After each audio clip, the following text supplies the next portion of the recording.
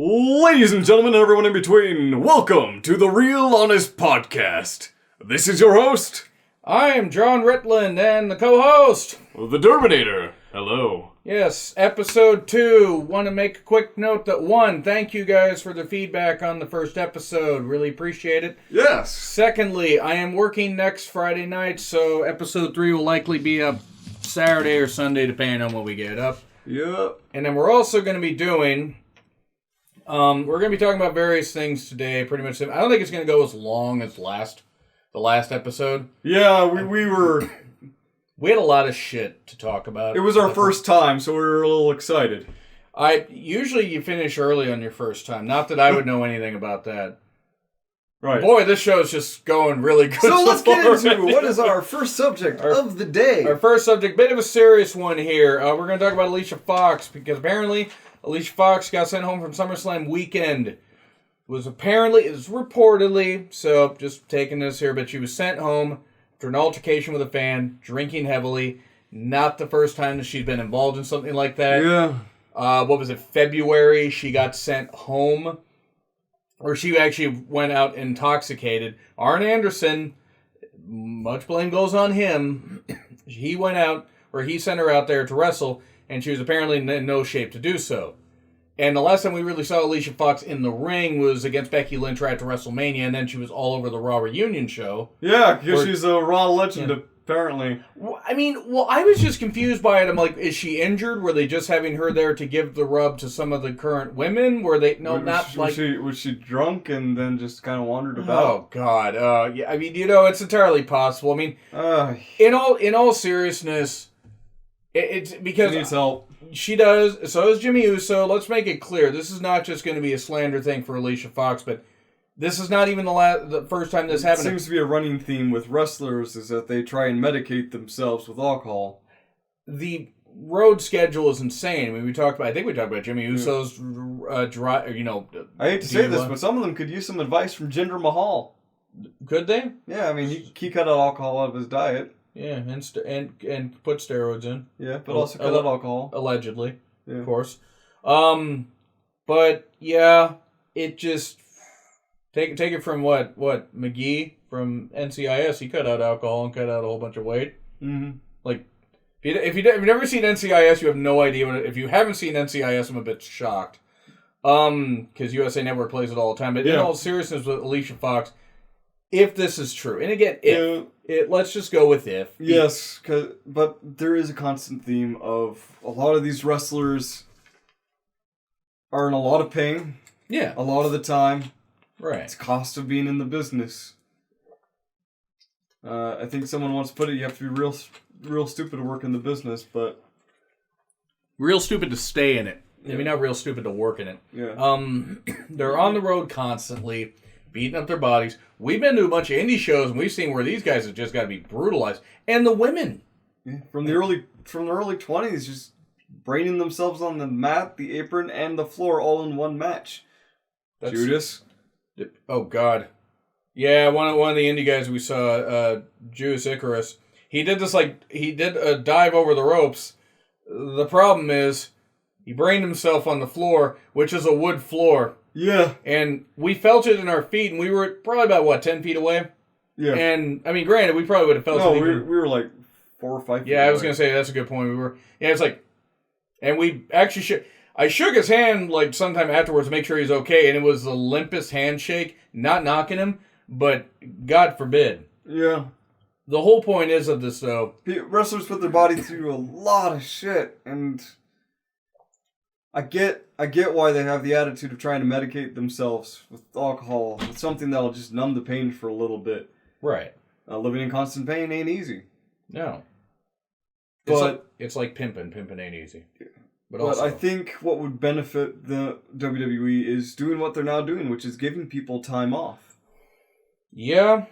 I mean... They may sit there and wonder where the fuck they are, but at least we know that they're not out there beating themselves up over... in house shows, in the constant house shows, and the rotating schedule, and the travel. That just... And I get it. It's like, it's not easy, the bumps, all that. Yeah. But you get hurt the most when you first start because it is not easy being green. No, it's not. It's not.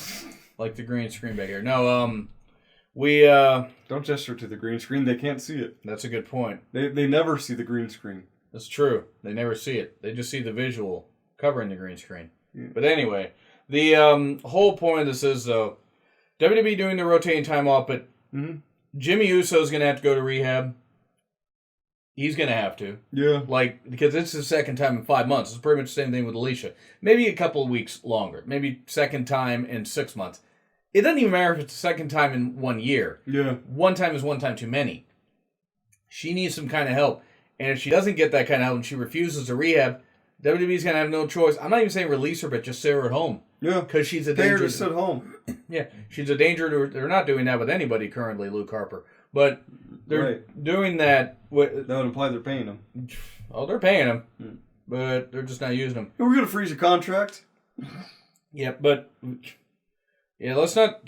We're just going to sign people to keep them away from other companies, which we're going to talk about here in a minute. But would you believe that another person signed a 5-year contract with WWE? Roman Reigns, he renewed his contract. Yeah, I mean... I can't believe... He seemed like such a right fit for AEW. Yeah, in all seriousness, it would have been interesting to see him there, but no. With Alicia... That would have been the biggest move. God, that would have been insane. That would have been... For the time, not necessarily for the person, Lex Luger showing up on the first night of WCW. Which is funny because I used to compare Roman Reigns to Lex Luger. Yeah. We all know now that is definitely not true. He was pushed the same as Lex Luger, but he is definitely much better than Lex Luger. Right.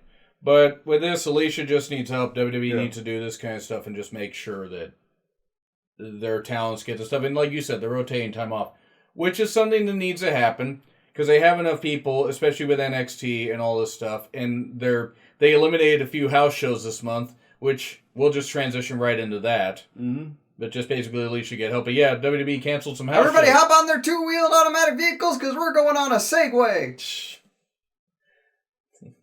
I bet you usually have Segway parking. So they canceled they canceled a few house shows, right? Due to low ticket sales. I can't imagine why there would be low ticket sales, Chris. Because we broke as fuck, yo. I mean that too, but also WWE's business model is let's just keep running these shows, including house shows, on the day of Raw. So we're going to damage our own ratings or damage our own ratings for SmackDown or Raw by running house shows the same day of. The wildcard rules made the brand split ridiculous. Yeah. Have it where you don't have house shows on the same day of a TV taping, and you're fine. Yes. And maybe don't run them 90 minutes from another place like they did with Miami and Fort Myers or whatever the hell it was. Is that what, Orlando? Yeah, or something like that. Or, running an NXT TakeOver at the same time as a New Japan show. When the New Japan show they thought had not run all that well. I'm saying that Vince is very bad at business now. He's getting very bad at business because it's like the company succeeding in spite of him. But canceling the house shows, they want to make it look better for the investors. Here's an idea. If they had built a better foundation and they had not let everything crumble for the last 3 years. I mean, let's be honest, it's been a decline. Yeah. It's ironic that AEW is bringing in talent from Asia because, my God, some of the foundation for WWE feels like it was made in China.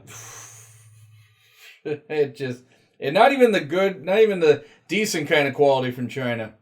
You know what I mean. Yeah. Not even the kind where it looked like they put in any effort. They put in no effort with this. So, that whole thing is WWE needs to adjust themselves on this, and also them running shows constantly is not going to work. And only because if they're not drawing fans, sure, okay, they got these TV contracts, all this stuff, everything, the Saudi Arabia contract, they got these licensings, this marketing, these sponsors, all that. You keep pumping this money into all these guys are trying to possibly either buy CMLL rumored or just sign people from there just to keep them from AEW because AEW's got a working relationship with CMLL. So you're going to spend more money on people you're not going to use. You're right. To damage other people. Imagine if they were to just let go of some of these people. They could afford Pyro again. Even if they couldn't afford Pyro. Mm-hmm. Even if they didn't want to afford Pyro. the shows would be fine because then you wouldn't have, hey, we have all these people underneath that aren't being used. I hate to say it, but at this point with 205 Live, unless they're going to make it part of NXT, they're going to have to almost scrap that brand. Which is unfortunate. It's very unfortunate. I'm not saying that they should there's so much wrestling going on now that it's going to be hard for anyone to keep up. Yeah. We are just reviewing Raw, SmackDown, and, we're going to be reviewing the takeovers. We'll be reviewing AEW. Yeah. I'll still be reviewing New Japan. I will make the necessary adjustments to my work schedule so we can watch AEW on Wednesdays. But with NXT, that's probably just going to have to be recorded. I'll just have to record on FS1 and watch it. Because they're going to take it off the network. Or what they're going to do is they're going to have it live on FS1 and on the network on delay. Which is probably what they're going to have to do. Because, quite frankly, I don't think NXT is going to bring in the ratings to FS1 that they think. I don't think they expect it to either. It's just to damage AEW. Essentially. You take viewers away because they have to watch something live instead of watching it on the network at their own pace. And that's true, but NXT is also a main reason why some people have the network. And I guess they have NXT on Hulu and other platforms, Hulu especially. Right. So I don't think... I guess people shouldn't be too worried about NXT, but I think everyone wants to be there for the first few weeks of AEW. Just to see how it goes. Yeah, because it's... AEW could be very big. This is make or break, though, for AEW. If AEW I'll give it to around WrestleMania. Around WrestleMania time. Or around whenever, say, their next double or nothing, pay-per-view thing happens. Because they're only going to run, apparently, 4 pay-per-views. 4, maybe 5 a year. Okay. Which is smart. If that's the rumor, that's smart. Yeah. Especially when you have a weekly TV show, you can tell your stories there. Yeah. And let the pay-per-views be the culmination of those stories. And if you want to start other feuds, or if you feel you can get some more mileage out of stuff, sure. But make these pay-per-views these ultimate clashes, and it's the way to... And not the Clash This of is Champions. the ultimate showdown of ultimate destiny. The hell was that? That's an old early 2000s meme song. Yeah, okay, of course it is. Back in the early days of Flash animation. And when Newgrounds was still popular. I remember Flash animation. Not that kind, John. Oh, see, I'm thinking of something else. We know. So, We all know. and depending on how we run on time here, we may actually talk about some other stuff, but with the thing about AEW, and actually we'll just transition here to talking about all-out expectations. Yeah. Because this is the card so far. Now, we're not going to do our predictions. We will do a prediction show probably maybe around SmackDown or something like that, or whatever, right after SmackDown. Something like that. But you got this kind of stuff. You have Riho versus Hikaru Shida. It's a singles match. Hikaru Shida was the one with the kendo stick at Double or Nothing, right? Yes, she was the one that they featured mainly as a star. Oh yes, oh definitely, more of her, please. Plus, those women are fantastically talented. Very talented. That's going to be pretty I guess you have to be to hold up an entire brand, so... I mean, it's true. Hey, at least we have no Brandy Rhodes match on this show. Look, she tried. She's just not any good. You done said it. What? They're going to put a match on there, aren't they? Probably. So, and this is so far, by the way, what they have, because they still got a couple weeks before that. But they have a 21-woman casino battle royal, and the winner will receive a match for the inaugural Women's Championship on October 2nd. And so far, you got Nyla Rose, Britt Baker, Yuka Sakazaki, a.k.a. the Genie Girl. That's just what I'm going to call her. Oh, God. Brandy Rhodes is in the match, Chris. Allie, Teal Piper, Roddy Piper's daughter, Ivelisse, and Jazz. Maybe Ivelisse has changed her opinions on mental health issues. Probably not. Oh, no, you don't know about that? What about Awesome Kong? Well, they have 13 to be determined. So I'm sure From what I heard, apparently, that a lot of the AEW roster hasn't actually been revealed yet. They have some on their website, which I'll actually go to here in a bit. But, because I want to get my thoughts on the AEW roster. Yeah. But then we got other matches. You got Darby Allin, Joey Janela, Jimmy Havoc. We have met, well, you met all 3 of them. I met 2 of them. Because you met all three. I did not want to meet Joey Janela. But apparently he's a nice guy. Darby Allin's super cool. Jimmy Havoc's super cool. You got Cody versus Sean Spears with Tully Blanchard at ringside. Tessa should run out there and clock Cody. I mean, I know she's part of Impact, but tell me that wouldn't be cool. Right? If it was a surprise, her contract is over. I mean, at this point, Impact doesn't run that many shows. I mean, they tape like 2-3 months worth of TV. Well, I mean, they kind of have to because they're cost cutting, and I don't blame them. But no, Tessa. Okay. I mean, they can book themselves into that. And I know, I blame Dixie, though. Yeah. I blame them also signing Michael Logan. Then the Lucha Bros versus the Young Bucks for the AAA World Tag Team Championship. It's a ladder match. I think, there's going to be a ladder match. That's what Phoenix. Yes. Consensual Phoenix, announced. That should be pretty good. Best Friends versus the Dark Order. Then the winner receives a first-round bye in the AEW World Tag Team Championship Tournament. I do not give two shits about the Dark Order. Nope. It's nothing against them because that Stu Grayson guy, he was the unmasked one. That gimmick was super smash smothered. Smothered. I see what you did there. Okay. John Moxley versus Kenny Omega. All right. That ought to be pretty good. And Adam Page versus Chris Jericho in the AEW Championship match. Which, that card right there actually ought to be pretty good. I mean, I don't know if it'll be. I don't know how good it'll be. Obviously, we don't know. We don't have clairvoyance like that. But my expectations are, and I mean, of course, we'll be watching it on pay-per-view. Of course we will. Mm-hmm. I'll be buying it. It's $50. It's all good. But let's take a look at let's take a look at the roster right now. And we can touch on this in another month, when they announce more people. But give our honest opinions. Yeah. Why the fuck not? Because what are your expectations for All Out? I hope that the previous two shows have really taught them a lot about production. It did not go so long for no reason. Yes. Feel out when a match should end and end it. Cena versus Kenny Omega, while a great match, could have ended a couple minutes earlier and it would have been okay.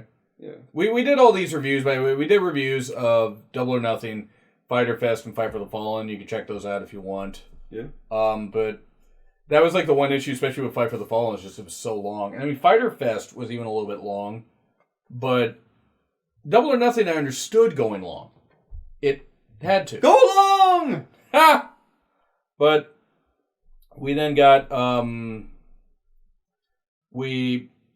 that one I understood, but the other two shows, just went way too long. That's something they need to touch on. And with a 2-hour show, as you were saying, they have the potential to make things work while setting up some storylines and everything. But let's go over the roster because I expect All Out to be pretty good. And also something we're going to go up on over is the King of the Ring thing, the King of the Ring tournament. Adam Page. I like Adam Page. Yeah. I think I don't know. I haven't seen enough of him, but what I have seen, I do like. He's got this kind of, he's a cowboy, baby. Less racist, hopefully, than the guy that's saying that. But he's not a spoiled rich kid. Or as Cornette said, so he looks like that on purpose.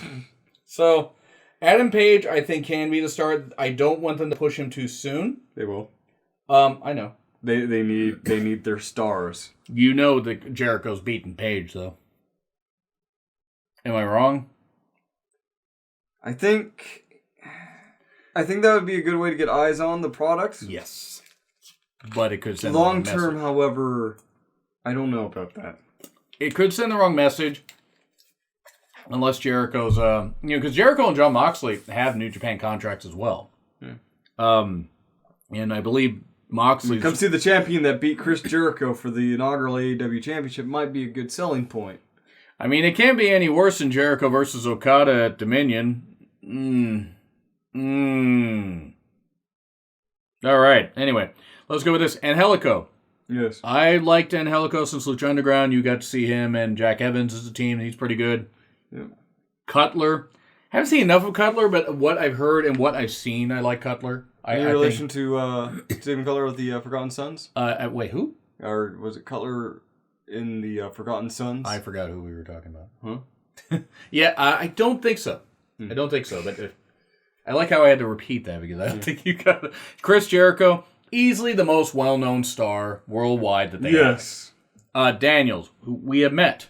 Yeah. Christopher Daniels, I don't know how at almost 50 he's able to move that well. Right? And he's also, he's kind of like a player Hit coach. the Fallen Angel and Chef. And then Chef's just kicking out and busting open his eyebrow. Yeah, first time I got busted up by somebody kicking out of my finish.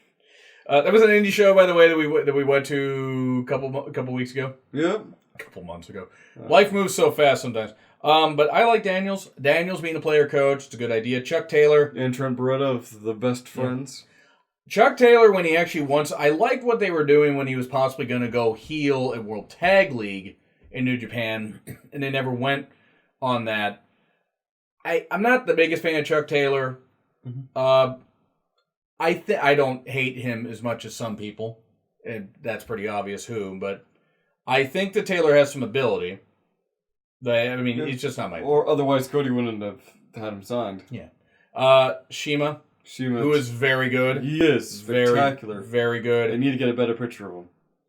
Yeah, it kind of looks like his face is collapsing in on itself there. I mean, that's not even being mean. I mean, what about this guy? Whoever the fuck he is, Cody Rhodes. Oh God, I think he might have had a father that he reminds me of Stardust, and I can't not see that. I'm sorry, Star Thrust.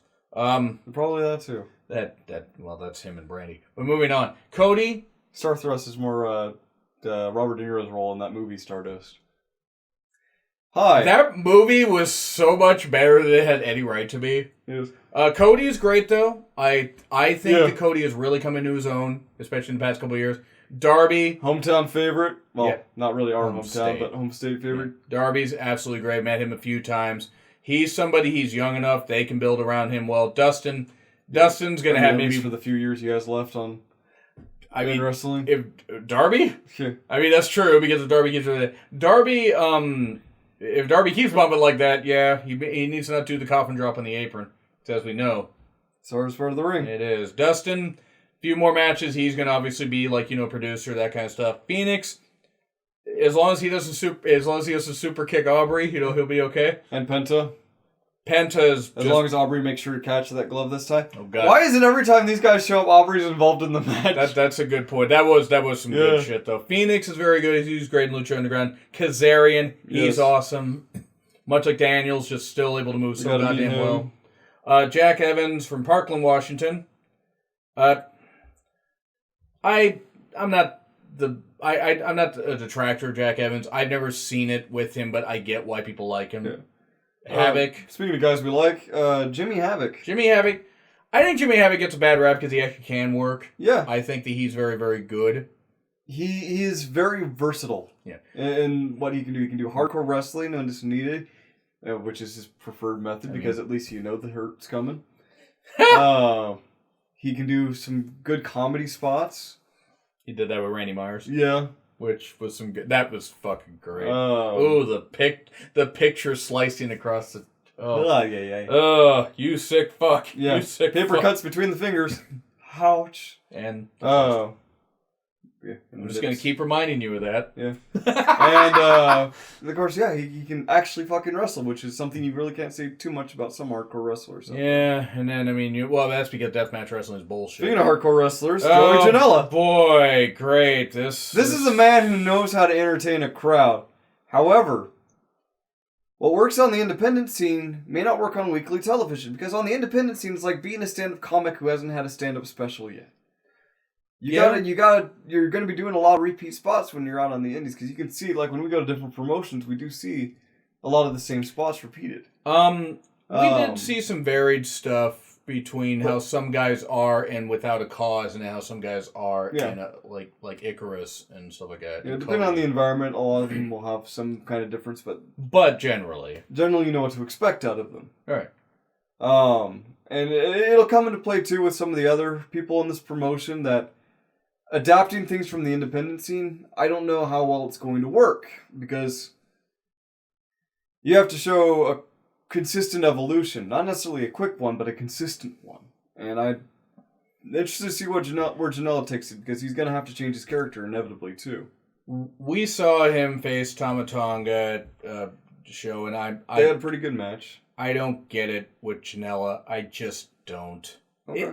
The intro that he did when he did the thing like Sandman was drinking the White Claws, that was cool. Like I said. That did get that got the crowd fired up. It was cool to see Enter Sandman. I did not meet Janela with the meet and greet thing. I'm sorry. I don't hate the guy. I don't want anything bad to happen to him, but I just don't get it. Yeah. I've seen him wrestle. I've seen him wrestle on, pay-per-view. I've seen him wrestle live. I don't get it. There are people that like him, including one guy that cosplayed at him. That guy was pretty goddamn Speaking of cool. this Dean Ambrose lookalike, John Moxley.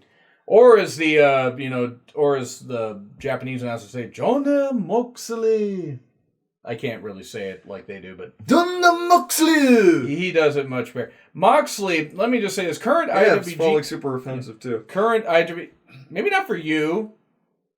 I ain't Japanese. But yeah, but you're probably Filipino. Yeah, I'm not saying it's close enough. the Philippines are close enough. Closer than I am. But Moxley, current IWGP US champion, as I said, he's got a contract with New Japan that runs through at least Wrestle Kingdom. I'm all for... And Mox may only stick around AEW for a year. It's possible. He's got an out clause after a year. It depends on money. It depends on what he feels. If he wants to be in Japan, because Japan, traditionally, New Japan has contracts where they sign for 6 months or a year, but then they trust on loyalty that if you don't want to stay, you give your notice, that kind of stuff. And that's kind of where, like, sometimes I bit him in the ass, stuff like Styles, Nakamura, Gallows, Anderson, even though they had informed them well before. Yeah. But Moxley, I think, can work both in Japan and AEW. He could be one of their top guys, and be used better than he was in some parts of WWE. I don't think he was totally buried, shots in the ass notwithstanding. But Moxley's very good. I think Moxley could be one of the stars. Speaking of somebody... Yes, him and... did we completely... No, actually, it's not even in order. Yeah, no. I know it is. Okay. No, Jungle Boy. Yeah. We can't really get too much in Jungle Boy without also getting into Luchasaurus, who I believe we saw on our very first indie show. We did. Luchasaurus...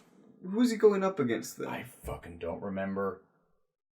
Wasn't Ricky Starks. Was he going up against MJF at that time? I think he might have been, actually. Yeah. I think he might have been. Yeah, we saw MJF there. Luchasaurus, spectacular talent. At the time of meeting him, I had no idea that he was in NXT before. Was it Judas Draven? I think so. But no, he's a spectacular talent and moves like someone his size who should not be able to move. Jungle Boy, super easy to love face. Yeah. He's got a lot of potential, especially for someone so young. Especially given his dad, there's going to be the sympathetic story there. And I mean, I'm not knocking him, but I don't even worry about the fact that he's Luke Perry's son, just on his own merits. Yeah. Yeah, I think he's got a lot to offer AEW, and AEW's got a lot to offer him. You think you can tell, though, he got his dad's talents for entertaining. I mean, in a different medium, obviously. It's the best sequel to A Good Dinosaur I've ever seen. I am surprised that so many people, including, I'm going to throw out Cornette here, because Cornette actually put over Luchasaurus and Jungle Boy, saying this could work. A lot of people are saying this could work. Yeah. I didn't think this could work at first, but I'm like, oh yeah, this is going to work. And of course their manager, and I'm sorry, but I'm going to mention it, the charity case that is Marco Stunt. Look, I haven't seen any of Marco Stunt's matches. Let me make it clear that I have nothing against the guy, that I give him credit for living out his dream and doing stuff, but this is, without the baggage, this is James Ellsworth all over again. I just don't see it with Marco. Well, Marco has a chin. He has that and none of the baggage that Ellsworth has, being a creep. I just... You didn't see that, but thanks, Chris. I was repeating what Ellsworth was doing, just to disturb John just a little bit more. A little bit more. No, if people are happy that Marco got signed, fine. I'm not saying that people can't be fans of him. I'm not saying I can't be a fan of him at some point, but just, that's a waste of a roster spot. It is. Well, yeah. I don't know how well he's going to be in the ring. I'm going to end up having to look up some of his matches to see how he goes about his business. It just looks like a kid in the ring, and it's just, to me, it looks like he's going to get dropped on his head every time. I mean, he could be a very useful weapon for Luchasaurus. Yeah, just launching him. Yeah. Swinging him around into people. Sounds like something. And then Kenneth Omega. I will say this much about Kenny Omega, because I was going to do an unpopular opinion at some Kenny point. Omegatron? What? Come on, Chris. He's not a video game wrestler at all. Well, okay. But... I'm sorry, what's the name of his finisher again? The Juan Wing Angel. Yeah. No, I have looked back on a lot of Omega stuff from before I was watching New Japan Live at Wrestle Kingdom 12. His series of matches with Okada. Omega has greatness in him. Can pull out a really good match. Is capable of having some great matches. That match with Okada, which, I mean, you haven't seen, Dominion, 2 out of 3 falls, 65, 67 minutes. Great match. It was very well done. He's not the best wrestler in the world.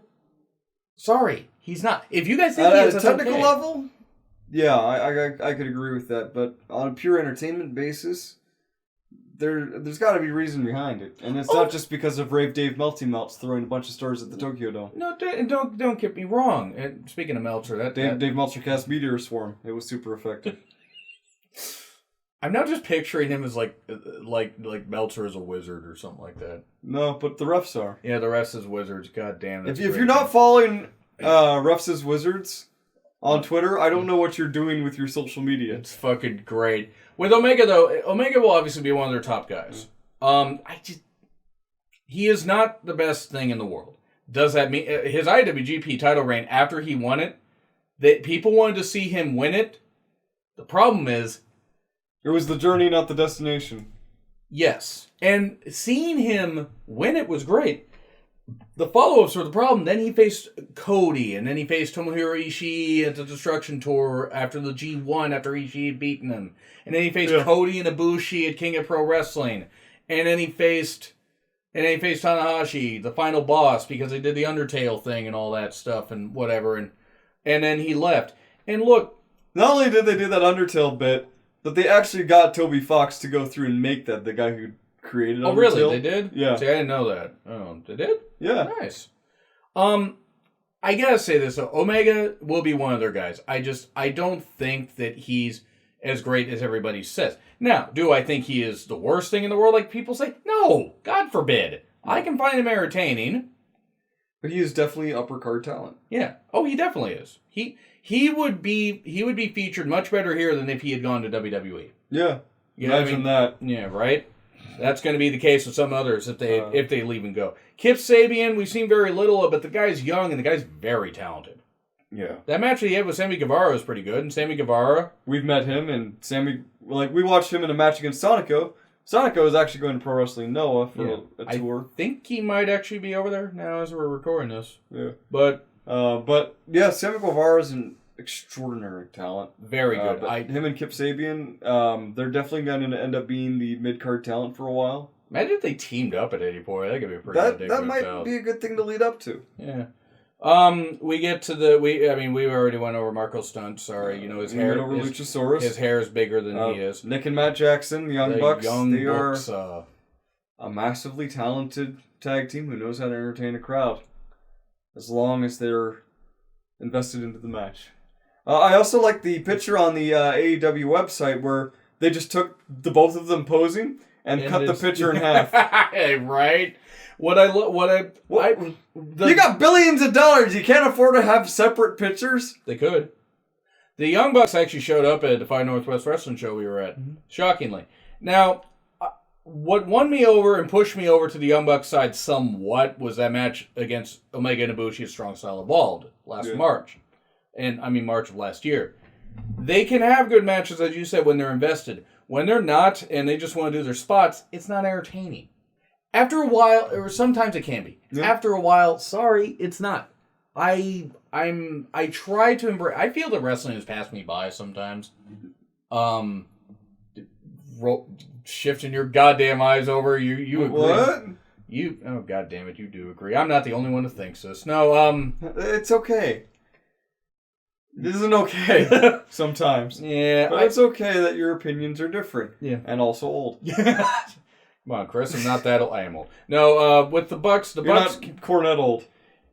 Cornetto. That sounds like corn. Sounds like a moldy ice cream. Oh, God. But then we get to MJF. And we don't get a Cornetto, and it's just Cornetto old.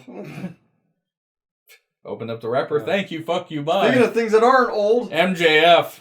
Oh, good damn, God. The best goddamn heel in the business. Him, Jay White. That's pretty much it. I'll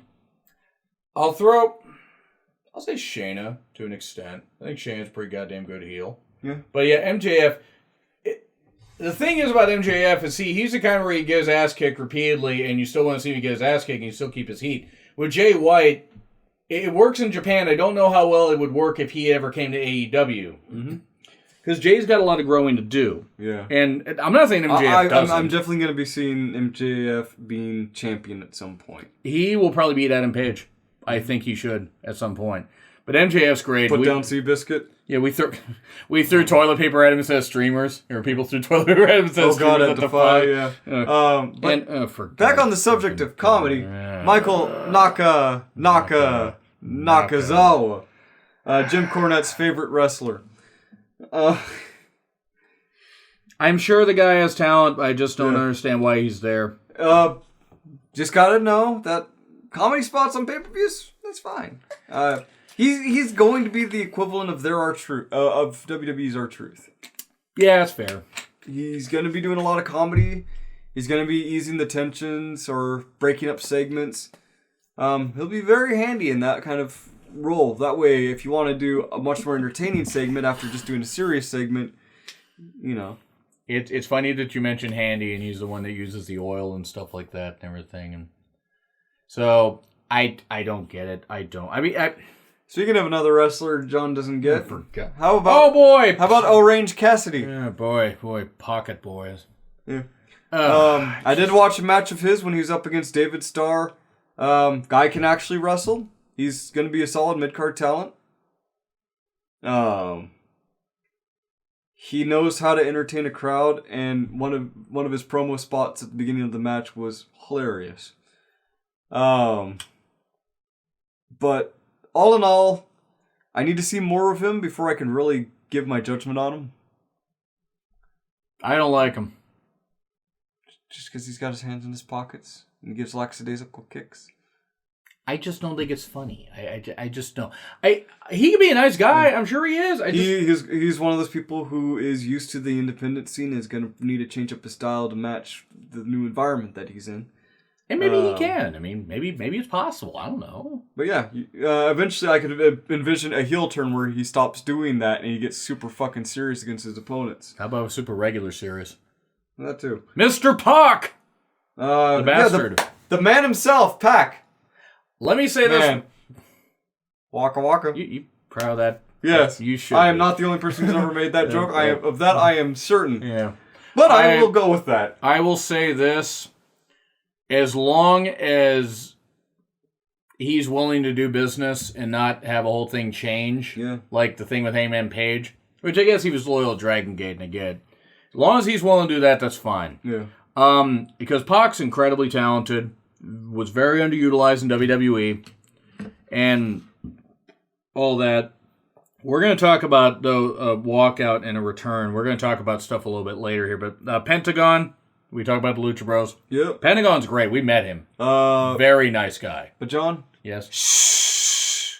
It's everyone's favorite gimmick. Cool. Great. I don't care. I hate it.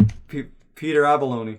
The guy could be... I love Leva Bates. Mainly that's because she looks good in shorts. I mean, I'm sorry. Peter Abalone's a decent wrestler, it looks like. It's a stupid gimmick. Yeah, and he's walking out in discount Rick Rude Rhodes with a discount Rick Rude mustache. Rick Rude Rhodes.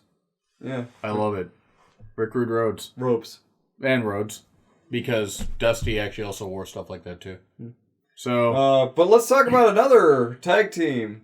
Private Party could be their breakout team. No kidding. These guys are tremendous. They're fucking great. They are a great team.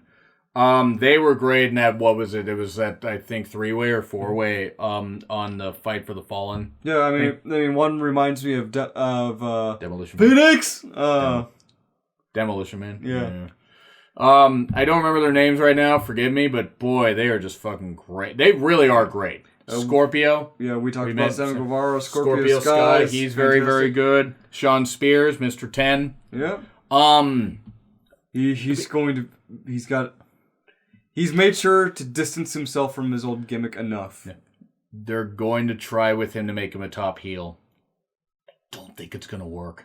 Yet. We'll see how this pans out. Oh, no, not yet. It will work eventually. Yeah. Age is going to work against him because he is getting close to 40. I'm not knocking Sean Spears because I think he can work. But what's going to hurt is he's going to have to, as you said, he distinguished himself from that. It's going to take time, though, to get that away. And you know how Tony Khan is the owner of the Jaguars. So obviously one person's very happy about the fact that he can wear leopard print and no one will question it. Sonny Kiss. Let me say this much about Who is very talented. Let me say this much about Sonny Kiss. And this is less about Sonny Kiss and it's about the haters. I'm going to say this. One, we only saw what? We saw the match that he did, or he was part of the Battle Royal for Double or Nothing. And then he faced Peter Avalon at Fight for the Ball. Which, great entrance, by the way, great entrance. He fully embraces who he is, and that's great. Yeah. As he should. I don't give a shit that he's gay, and I know that there are a lot of people that do. Let me make this clear. As somebody, briefly, that used to be homophobic, that's a stupid way to view it. That's a stupid... If you don't like the guy because you think he's an asshole, okay, fine. If you don't like the guy because he attacks people with his ass, that's understandable. But... He brings a unique offense in. He does. And it's going to be interesting to see what they do with him. As long as they focus on him being able to work, obviously embrace it, be inclusive, that's great. But I don't see any issue with Sonny Kiss being gay, being gay. I don't see any issue with that. If he can work, who the fuck cares? Dark Order. I don't fucking care. But seriously. Dark Order and the Dark Porker. The Evil Uno, I think, is the bigger guy. I'm sorry, I don't get it. I think this is a dumb team. It reminds me of the cultist from Final Sacrifice, that MST3K episode. Trent Beretta. Trent is fucking great. Yeah. Now, we move on to the women's roster. Allie. Yeah. I don't think that Allie is as great as some people say she is. We need to tag her with someone called Kat. There is actually a wrestler called Alley Cat, by the way. Well, there we go. Yeah. Bring her in and do that.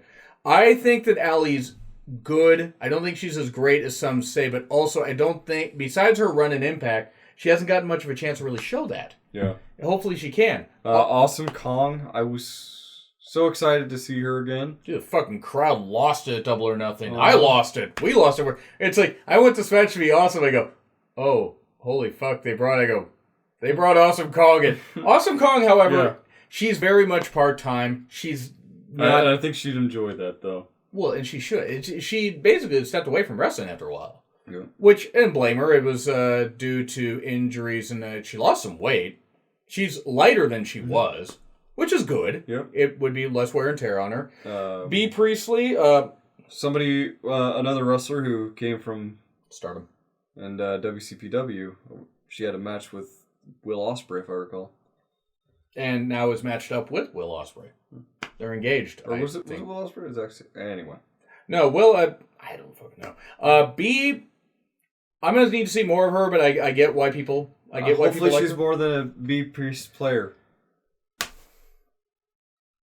you see me roll my goddamn, like I'm saying, and then Brandy, who needs to be out of the ring. Yes, Brandy. Please, sweet Jesus. Brandy, you try. If she's going to be a heel, have her do some hits here and there just to fuck with someone in the middle of a match. Yeah. Build up to where maybe you have a tag match and she gets and if she punches someone in the mouth on accident, good news, because her next person's Britt Baker, and she is a dentist, and she wants you to know that. I see. We decided to go with, some kind of transfer to an oral gimmick here. No, that's the tooth. I was hoping you would say something to, hide the fact that I was making a dirty joke there. Britt... also Adam known Cole's as Lady, but who's more than that. Oh, definitely. No, Britt is somebody that could be their breakout star as long as she doesn't get a concussion, and that's not her fault. But doesn't try to tag the wrong person. That was terrible. I get that though. If you got knocked fucking silly, you'll have a Goldberg moment too. It happens. I felt so bad when we we made fun of it on the review, and then we found out she had a concussion. I'm like, ooh. But we didn't know. She's very good. She's gonna be their top star. Hikaru Shida, yes, more Please. of her. She's got a presence to her. Oh, she does. And I'd like to see more of her She could be in the ring. I know what you meant. She could be their Asuka. Yeah. Could she really? I see why people. Speaking of WWE comparisons, how about that Bayley? Yeah, smiling Kylie Ray, who has not been on Twitter for a while.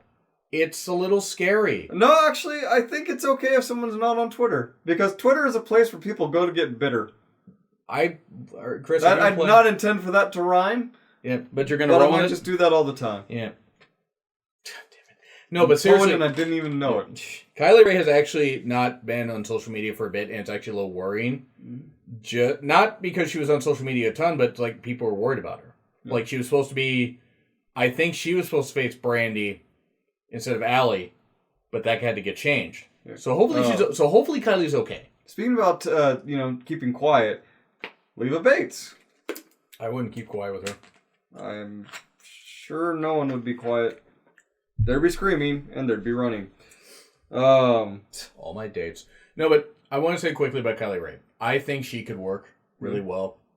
Hopefully she's going to be okay, and that all this stuff, this time away from social media isn't bad. Leva Bates, I don't know how much this gimmick has as far as legs, but I think Leva Bates could work pretty well. Yeah. Nyla Rose. This is something I want to touch on really briefly. Like same thing with Sunny Kiss. I don't care if she's a transgender woman. The older me, like the teenage me, would have said this is... Without using all the colorful language. I mean, when we were teenagers, there are a lot of things that we didn't get. Like I've been telling you that social awareness kind of goes in a curve in a way, where as you start to get older, you get more aware of social, ails and social changes and the way society looks at things. And then once you get to, like, I don't know, past 45, 50, it kind of just goes downhill. And you end up saying some things that are viewed as insensitive today that no one would have cared about 20 years ago. Happens at... Dave Meltzer and Jim Cornette and... others. Yes. Happens, by the way, with guys their age where things start to go down. Ooh. Am I wrong? Boy, they are really limping through life, aren't they? Right. Anyway, Nyla Rose. Nyla Rose is very... going to be their monster heel. Definitely. I don't think that they should ever use the whole... being trans thing against her because no, it's a bad look. I know that there was one certain individual who was very shoddy and from Louisville, but I get it's one of those things that in today's society, using that as a way to get heat ain't exactly gonna work. I get with the crowd that AEW attracts, and that's fair. I get what he was saying. I'm not defending it, but I get what he was saying. If Nyla were to sign off on something like that and say, "Hey, let's use this," because if you check out her Twitter, Nyla Rose's Twitter is goddamn great. Yes, because she absolutely gets it. B, some of the cesspool comments on there, and not that many, but Sunny Kiss, I've seen. If I have to see one more, well, she's a guy, right, from that State Farm commercial. Well, he's a guy. I laugh at that meme, but not directed at her. Yeah, it's not cool. Nyla's a woman. Am I wrong? I mean I don't think she'd be part of the women's roster if that. I'm just saying. Right. So anyway, what the fuck here? Penelope Ford. Not really that familiar with her though. What she did attacking Adam Page at when he faced off against Joey Janela at All In was pretty cool. Penelope Ford pretty good. Sadie Gibbs. Haven't seen that much of her. I think she could be pretty good based on the video package. And in broadcast team, Alex Marvez, please stop having Alex Marvez on commentary. No. He was better, and then Excalibur, who's great. Excalibur's fantastic. He looks so enthused in his roster picture. He does. Jim Ross. He's got a great big smile, as big as he could pull. Jim Ross. What? Roberts. Jim Ross. Jim Ross needs to be kept for main events of pay-per-views. Jim Ross needs to be used sparingly. Yeah. He needs to be used in the right matches. Yeah. You got some old school wrestlers in? Like people who wrestle in... He was great for Dustin and Cody. He was great for that. Yeah. But him calling, a Yuka Sakazaki match is not a great idea. And it's not to say that he doesn't try. It's just that he doesn't understand the product. He's on that bottom part of the curve that I was talking about. He's almost 70. Because just like society changes, wrestling does too. By God. Yeah. Justin Roberts, love him. He's great. Referees, really quickly, Aubrey. Aubrey Elite. We have no bias towards Aubrey. We've only ever seen her almost every time we went to an indie event. She's great. She's gonna be back in WAC in September. Oh, I'll miss her because I'll be reviewing the show. Oh, I'm sorry. That's all right. That's all right. She's not gonna be. No, John. I'm sorry. Oh, okay, God damn it. So that Bryce Rensburg, I'm not familiar with him. Earl Hebner. Oh yeah. So Aubrey's ring name in 3-2-1 Battle is Girl Hebner. So when she got to meet Earl Hebner, it was one of those moments. He immediately tried to sell one of her t-shirts. So well played, good sir. So let's transition away from there because it doesn't really matter. I mean, so I'm excited for what they're doing with All Elite Wrestling. They're going to be signing other people. Let's go really, really quickly before we get to the King of the Ring tournament. Do you think CM Punk showing up at All Out? Chicago. Showing up or being involved? Showing up. He's going to show up on camera at the show. He might be in the crowd. He might want to go and watch it from one of the box seats or something. Or he might watch from the back. Do you think he's going to appear at all and do anything? No. Neither do I. Or All Out, for that matter. He's going to go all out. So, let's go to the King of the Ring tournament. Yeah. So, let's go with the brackets. By the way, Bobby, thank you for sending me this, as if you know. God damn it, Bobby. So, we start with the brackets. Cesaro and Samoa Joe. Yeah. And Ricochet and Drew McIntyre. Probably Joe and McIntyre. Yeah. Joe and Tyre. And Although, I would love to see King McIntyre, but also Rico Chet, though. Right. King Puma. Yeah. Prince Puma. He would be a prince and a king. Prince Puma to King Ricochet. Yeah. We would, but here's why I think it could be Drew. Because then you got Cedric and Sami Zayn. Why not just give Cedric the first round bye? I mean, I'm sorry, but The Miz and Baron Corbin, which probably means Corbin will win. Miz. Well, yeah, but then you get Cedric and Miz. I think you're going to get Corbin and Cedric. Then you're going to get Corbin winning. And then you're going to have Corbin versus Drew because Drew's going to beat Samoa Joe. Disagree. Okay. I think Cedric is going to beat Corbin. So that inevitably you can have Cedric versus Drew. Yeah, that's what I was saying. You said Corbin. Yeah, but Cedric's going to beat Corbin. Right. And then he's going to face Drew. Right. And then McIntyre's going to beat Joe, which would put them in the quarterfinals there. Or semifinals. That's how these equal signs work. Right. And then we have Owens and Elias. I'm guessing that Owens will win, or Shane McMahon will screw him over. Well, actually, you know what? It would be... it's probably going to be Elias. Yep. Which means then Ali would win. Because it's Ali and Buddy Murphy. Those two. Okay. Genius move, putting them back in a match together. Yes. Oh, come on, Chris. We didn't pop it all for something to have on 205 They didn't have almost a 5-star classic. I would argue it was. I would too, but Rave Dave Melty melts. It's a little star system. Who the fuck cares what that idiot has to say? Unfortunately, a lot of people. Yeah, that's fine. They can be wrong. Yeah, I know. But then Chad Gable and Shelton Benjamin. Team Kiop reunion. Kiop! Shorty. Yeah, it's going to be Gable. Shelton's just going to get in the ring and then walk off camera and walk out. Delightfully devilish Shelton. Yeah. Apollo and Andrade, because Andrade's winning. Yes. And Andrade's going to beat Gable. Yes. Elias, no. Ali will beat Elias. Because then you're going to have Andrade and Ali in the semifinals. Okay, so before we get any further, if Andrade wins King of the Ring, that'll mean he'll be King Andrade. Rey Andrade, for that matter. What? Rey's king. Oh. Spanish. No Spanish? No. That's why you get Rey Phoenix, Rey Mysterio. Okay. But Charlotte is the queen. Yeah. Yeah, there you go. Now, who do you think, though, among Drew? It would be Drew and Cedric. It's going to come down... It can come down to Cedric and... It come down to Cedric and Andrade could win it. Because you're either going to have Drew or Andrade win it here, and for this reason, you're going to have to do it as a way... King of the Ring is inherently a heelish thing to be a king. True. Because I didn't vote for them. The last face that won was Edge in 2001. Yeah, but honestly, he plays anything well, really. True. But it's like you had Brock Lesnar, who was a heel, the one in 2002. King Booker, the one in 2006. No. It's King Booker! Right. So we then get, William Regal Wayne in 2008. And we get Sheamus in 2010. Yep. Barrett in 2015. How do I remember this?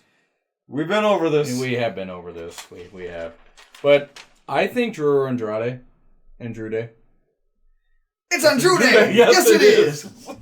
Let's go to what WWE missed out on doing this week to follow up SummerSlam. Yeah. There were people that were saying they should follow up with something with The Fiend. I get why they didn't, if they want to keep him a special attraction. In hindsight, it's a good idea. But at the time, I was a little worried about why they weren't, dragging the Toronto crowd's immediate attention back to The Fiend. With at least a Firefly Funhouse segment. Yeah. Talking about his win over Finn Balor. There are people that think that, this is nothing. If any of you guys are listening to this, by the way, because I've heard it face-to-face and also seen it on Twitter. There are other people who are saying as he beats opponents, they'll become puppets in the Firefly Funhouse. That would imply that this is going to become Dead Silence. You do not want Dead Silence back, and fuck you guys for reminding me of that movie existing. Moving on. Could be worse. It could be. It could be like a Tooth Fairy, and we'd have Darkness Falls. Oh, come on, Chris. That movie wasn't bad. It was worse. I've watched it once and never again. Yeah, no, it was worse, Chris. It was terrible. It was the Toot Fairy. The Poot Fairy. The Tootsmont Fairy. Only Bruno Sammartino ever liked it. So, what they missed out on. With SummerSlam, we did a review of it. You can check it out right there. But it's like, with some of the stuff, they need to really follow up on a lot of the stuff with the women. They don't seem to really know what they're doing with the women's champion on SmackDown. Because that Bayley Ember build was just bad. To you, what was the most memorable spot of SummerSlam? The most memorable moment, I shouldn't say spot. I got a few. I think Becky being Natty was pretty cool. That was fun. For me, I mean... it's The Fiend. Yeah, I was going to get to that. I'll say it. It was impressive what they did with it. I'm still waiting for the other shoe to drop on it. Because Vince has given up on things that he shouldn't have before. It got a hell of a reaction. It was probably the most talked about thing. Yeah. From the show. And I don't think there's any argument about it. I think it was number 3 on Spotify after they released the theme music. Oh, the theme. Oh, okay. I was like, what? The theme of The Fiend. The Fiend. So... The bones. Why is Randy Savage? Bonesaw is ready. Speaking of which, you're going back to Saudi Arabia in October. But with that, I think with SummerSlam, what they missed out on is... they ended the show early. It was a 3.5-hour show, main show, and a 2-hour pre-show. They shouldn't have let Finn Balor get offense in like that. They should have said, Bray, no-sell everything. Yeah. Obviously, he's not as tall as Undertaker. He's not as tall as Kane. He's not as tall as a lot of these monsters. But he doesn't need to be. Oh, no. He doesn't need to be, but it's just if you want to establish a monster, you need to have that happen. Now, he did just run right through Balor after that. But that was like my one issue with it. And I'm not for Balor being buried because Creative has done that for a couple years already as it is. Yeah. But with that, that was my only issue. Memorable stuff, obviously Becky winning. Mm-hmm. The Charlotte and Trish match should have gone on earlier. It should have. It was a better match than I think I initially gave it credit for. Yeah. But yeah, Charlotte literally had to carry Trish through some of those spots. She did, which is going to happen. But the Fiend thing, I will say, obviously, was memorable. Yeah. It's going to be interesting to see if Vince, Bobby, shout out to you. You said that they would push this through to Halloween for all the masks and all stuff like that, and then Vince may give up on it. Now, I don't know if he's going to. I hope he doesn't. Oh, no, I hope he doesn't either, but this is Vince we're talking about. As long as Bray gets a reaction. Yeah. But they'll continue to allow Bray to have the creative freedom that he's had. Sure, fair. Because I'm pretty certain all of this stuff, almost all of it's coming from the mind of Bray and a couple of the people backstage who've been working with him. Yeah, and that's entirely possible. It's just, There wasn't much that they could have done at SummerSlam, maybe besides not make parts of it feel like a pumped up Raw or SmackDown. The show was not bad, but it dragged in parts. All the other kids in that Ember match going, it's like SmackDown.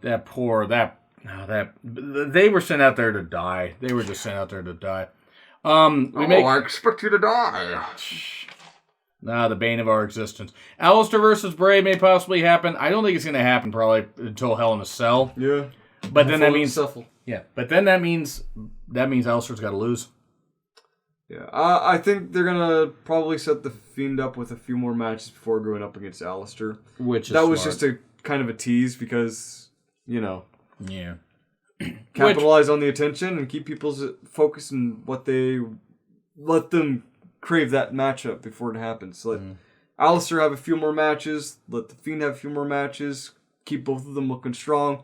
Then have a match and have one of them lose. Which should be Alistair in this case. Yeah, give them a taste, and then when they like it, start charging them for it. Wait, that's drugs. I don't think Bray should be defeated for at least a year. Mania at the soonest. Yeah. And even then, I don't know, because he's always lost at Mania, so maybe not. Like, it's got to take someone with a lot of heart and a never give up kind of attitude to beat him. What I'm saying is Johnny Gargano should do him at some point. Another Johnny's going to beat him. They're going to have John Cena do it again to repeat Mania 30. Oh, No. I think actually what you should have Bray retire Undertaker at Mania. Yes. And actually, do what you should have done at Mania 31 or Mania 30. Have Bray break the streak. Not that he can break the streak anymore. No, but at that time, that's what they should have done. Oh, yeah, definitely. G1 recap and roundup very quickly. I love the G1. It was great. You only got to watch the Dallas show. Yep. It was enjoyable. There were some they need to take Bad Luck Fale out of there. Yano, I get why Toru Yano's in there. You need some comedy, but at the same time, you got to start putting some younger guys in there. Toa Hanare, a few others. Ospreay being included, I liked, especially if he moves up to heavyweight. We're going to see Ospreay versus Amazing Red. We do. We're actually going to be J-Cup. Yeah, we're going to be at Super J-Cup and Holy Tacoma. Fuck. Yeah, right. What is 2019? Code Red. Yeah. Yeah, God, I haven't seen Amazing Red live at all, and neither Ospreay, but we're going to actually We're going to be in like the second row, right? Yeah. We're going to get to see Jushin Thunder Liger on the show, because they already have undercard stuff. So yeah, is it going to be broadcast on... Not live, but it's going to be VOD. Cool. Keep an eye on the second row. We'll be in there in the center. Just look for Durr, because he's easy to spot. Yeah, my reflective glasses bring all the cameras to the yard, and they're like, God damn it, why are we here? The fuck's going on? No, the G1 actually was a lot of fun. I think this G1 was better than last year's, only because I did a top 15 G1 matches last year. Yeah. And I did a top 30 G1 matches this year. And that I narrowed that down on it. I put over some Lance Archer matches, which actually is pretty good, but fucking hell, you get... Lance Archer sounds like such a 90s superhero name, like their secret identity. It kind of does, doesn't it? It's delivering the Daily Planet. No. Who would have known that this mysterious Bowman was Lance Archer? Just with the G1... He fires spears at people! With the G1, it just God damn it, Chris. They set up a lot of stuff possibly for the Destruction Tour. I think there's going to be some good shit heading into September. Yeah. We're excited. We may be watching Royal Quest. Yep. I'll have to buy it on Fight TV because it's not on New Japan World. And we'll be buying All Out. Yeah. And we'll be able to, next week, because I think we might want to save more of the New Japan discussion after next week because Thursday is the New Japan show. Yeah. Friday I've got off. So when you want to head over, and we'll cover more of New Japan in the podcast because we'll have to. We're going over an hour. Yeah, we'll have to cover it on another show. Though, remember, because I'm working for next Friday. Next Friday, by the way, remember we'll have to probably cover that show Friday or Saturday. I mean, So NXT in 2 hours on FS1. I don't know if it's the best idea, especially if Vince gets more control in it. If Vince gets control over it, it's gonna suffer. It's going to be bad. It's going to be bad. Even NXT... the current NXT format is good. It works. It functions. It does its job in an effective way. Move 205 Live to help encompass NXT. Yes. And you will have a stellar product. You will have the best brand on TV That's really what they should do is just put 45 minutes for 205 Live. Just don't even call it 205 Live, just mix the talents in there. Because you already... X5 Live! Vince, no! He would call it that. 2OT Live? God damn it, Vince, go in the... Vince, go into the corner. Vince, go eat your burrito. The hell's a burrito? Vince, you're eating one right now. This meat roll. That's what he calls Braun. No, that's his beef castle. Oh. Okay. Which is what Alexander Hammerstone calls himself. And it's great. Yes. I just think it'd be such a bad idea if he does that. If Vince takes over. That, and it's all rumor. It may never happen. But just, it's such a bad idea. And really quickly to finish up, Sasha's return. Dun dun dun! It's divisive. Yeah. I want to make this clear. We don't know the full reasons as to why Sasha was gone. It could have been personal issues. She maybe needed some time off. And they worked it into a storyline and had her post the cryptic stuff on social media.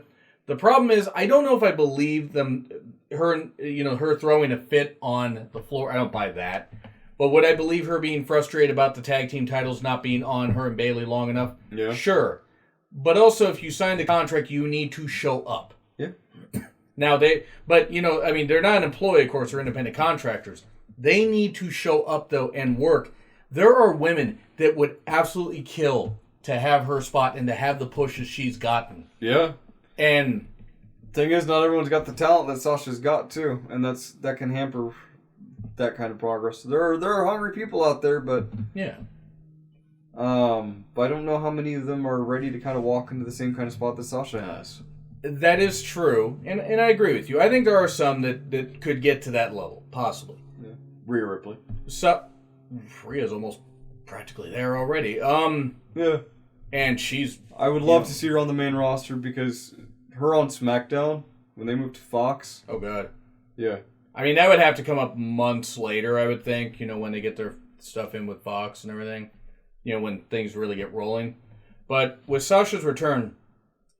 If they're happy with her being back and all this, great. If everything's worked out and it was personal issues, she needed time off, I understand. If it's because she was whining and took her ball and went home, that's going to cause a rift with a lot of the women. And it's going to say, oh, hey, ladies, by the way, if you're upset, go home for a few months. And if you got the talent, we'll bring you back and give you a push. That's going to set the wrong precedent. Or if you need to take time off so you can level your head, fine. Yeah, but that I totally understand. I think that might have been the thing with Sasha, too, is that she may just wanted to go home and... Yeah. If that's the case, great. Yeah. But when you have a top card talent like Sasha Banks, the only thing that you can really book her in is upper mid card or upper card. Right. But it's going to have a backlash on it. I'm not for her getting a shot at Becky right away, but at the same time, who else are you going to give Becky opponents for? Are you going to give her Dana Brooke? Nothing against Dana Brooke, who's trying, but Sarah Logan? Yeah. That's about it. I mean, nothing against Sarah Logan. I think Sarah Logan's great. You can't use Ruby Riott yet. You can't.